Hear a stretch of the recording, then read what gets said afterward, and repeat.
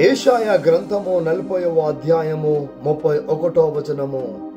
యెహోవా కొరకు ఎదురు చూచువారు నూతన బలము పొందుదురు.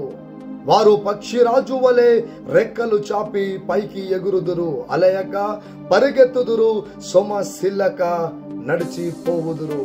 అవును ప్రభునందు ప్రియమైన సహోదరి సహోదరులారా, నిస్సహాయ స్థితిలో ఉన్నవా, బలహీనత ఎందున్నావా? అయితే ప్రభునందు విశ్వాసం ఉంచు, ఆయన వైపు చూడు. ఆయన నిన్ను స్వస్థపరచును, బలపరచును, నిలబెట్టును.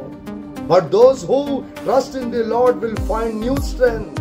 They will soar high on wings like eagles. They will run and not grow weary. They will walk and not faint. These words highlights the promise of divine empowerment for those who rely on God's grace and love. Hallelujah. Amen.